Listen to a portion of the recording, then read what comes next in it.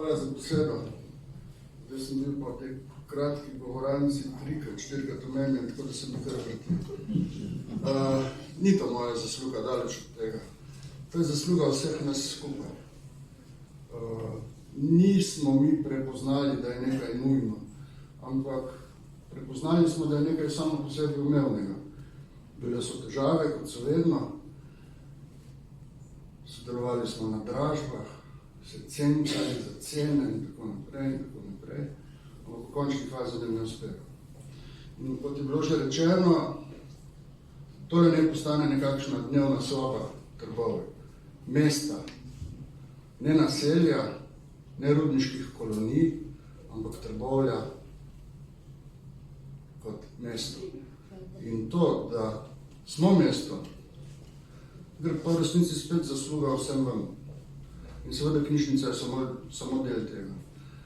Vsega tega, kar se danes načrtuje, kar se pripravlja, kar se bo naredilo, kar se bo izvedlo, bo naše mesto zopet postavilo na zemljevid mest. Ker nekaj časa nismo bili smo nekakšno čudno naselje, ker ni nihče vedel, kdo prije pa kdo plače. Upam, da so ti časi nepreklicno minili.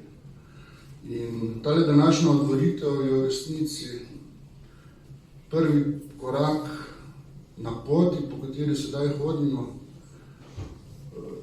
poti 21. stoletja, zelene tranzicije, trajnostnega razvoja, če hočete tudi nestrupenih materialov, ki so vtkani, vdelani v ta prostor. Sicer bodo o tem slišali več kasneje.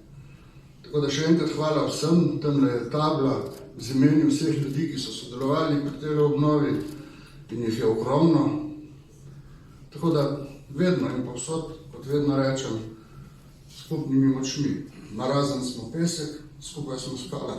To je to. Hvala.